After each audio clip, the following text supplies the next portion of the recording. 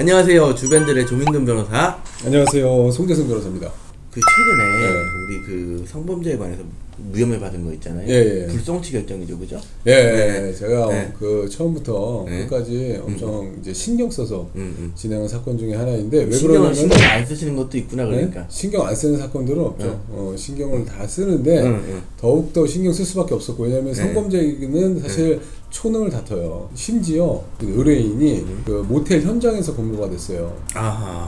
그런 맞아요. 성범죄 같은 경우에는 그런 혐의 없음 결정을 받기가 참 어려운 상황이었는데 의뢰인하고 맞아요. 이제 장시간 동안 회의를 하다 보니까는 의뢰인이 혐의가 없겠다라는 생각이 들었고 여러 가지 주장을 해서 혐의 없음 결정을 받아내야 되는 사건이겠다라는 결정을 서서 사건을 이제 수임해서 진행해서 결국 혐의 없음 결정을 받았죠. 그 사건의 사실관계가 어떻게 돼요? 처음에는 채팅 어플로 만났어요. 한 일주일 안쪽으로 채팅 어플로 이제 적극적으로 대화를 하다가 만나서 술집에 가서 술 한잔 하고 함께 편의점 가서 뭐 살 거 사고 모텔에 가서 이제 좋은 관계를 가지고 성관계를 시도하다가 성관계를 결국 이제 완성시키지는 못하고 이제 여성이 먼저 모텔에서 나오고 남성이 있는데 경찰이 출동한 이런 사건이었거든요. 그러면 죄명이 준강간 미수가 되나요? 그렇지 않습니다. 강간죄였어요.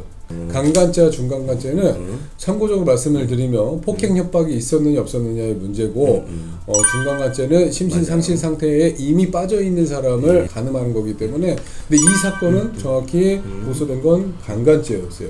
폭행 협박으로 심신 상태를 만들어서 가늠을 했다. 채팅 어플리케이션으로 서로 간에 이제 메시지를 주고받을 때 여성이 상당히 적극적이었어요. 맞아요. 이제 성과 관련된 대화를 하는데 거리낌이 없었고 맞아요. 주점에서 술을 한 잔 서로 하고 그리고 주점에서 충분한 스킨십이 있었다라고 말씀드릴 수 있을 것 같아요. 자리를 옮기고 또 서로 스킨십도 있었어요.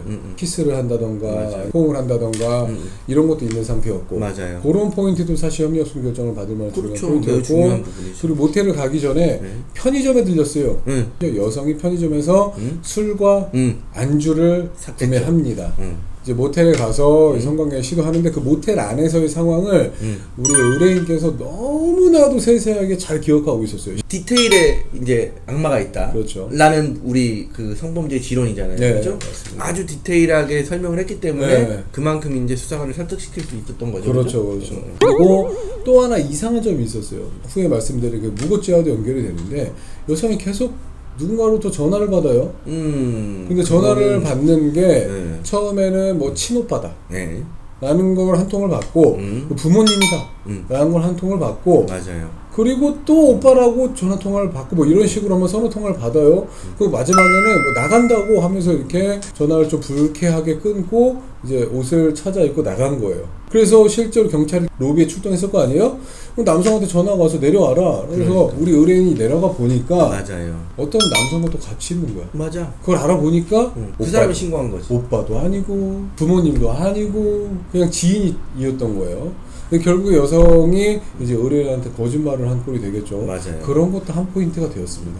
지금 송 변호사님이 말씀하신 것만으로도 몇 가지 우리 성범죄에 있어서 가해자로 몰린 사람들이 꼭 지켜야 될 것들이 나오는데 그렇죠. 첫 번째가 피해자와의 대화 내용을 절대 지우지 마라. 그다음에 최대한 세세하게 기억해서 진술해야 된다. 라는 부분까지 사실은 굉장히 중요한 부분이에요. 그렇죠.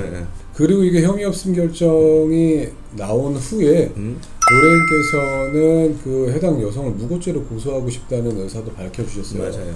그래서 무고죄 성립 여부에 대해서 검토를 했는데 기본적으로 무고죄 성립률은 상당히 떨어지는 게 사실입니다. 맞습니다. 고소인이 고소를 했다라는 게 첫 번째 전제 사실로 깔고 가야 되고 두 번째로는 허위 사실이 있다.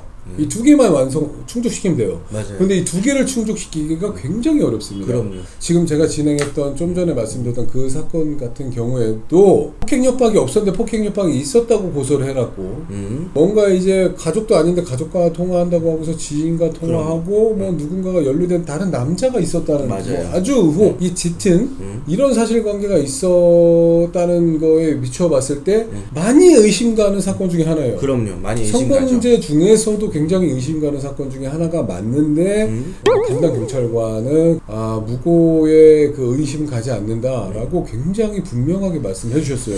성범죄는 비교적 여자 말만 듣고도 성립이 가능한 범죄이고 네. 무고죄는 아무리 입증해도 네. 완전히 허위라는 게 밝혀지기 전까지는 무고죄는 함부로 인정하지 않고 각각의 어떤 죄를 성립하는 데 판단함에 있어서 네. 기준이 달라요. 암묵적인 기준들이 존재해요. 네, 암묵적인 기준이긴 하지만 네. 이게 사실 저희가 잘못됐다고 계속 얘기를 하는 거고, 그죠? 네, 맞습니다. 또 여기서 중요한 거는 뭐 정황을 모든 게 다 드러난 상황에서 하나 포인트를 집어서 말씀드리기 때문에 굉장히 맞아요. 쉽게 들리시고 맞아요. 이것만 존재하면 네. 아 성범죄는 무혐의구나라고 그렇지. 생각해서 혼자 수사기관에 출석해서 대응을 했다가는 그냥 멍성에 똘똘똘똘 말려가지고 그냥 옛날 멍성마리에서 그냥 몽둥이로 좁히듯이 잘근잘근 씹힐 테니까 진짜 조심하셔야 돼요. 결코 쉬운 과정이 아닙니다. 여성이 모텔에 나오자마자 현장에서 신고가 돼서 경찰이 출석해서 의뢰인이 경찰서에 갔다 라고 하면 제가 장담하는데 10명의 변호사 중에 8, 9명은 자백해서 선처 받읍시다 라고 말씀드릴 거예요. 그런 경우가 많죠. 아닌데 허위 자백해가지고 내가 집행유예나 뭐 벌금 받으면 뭐 할 거야. 그러면은 오늘 촬영 여기까지 하고 네. 구독과 좋아요 눌러주세요.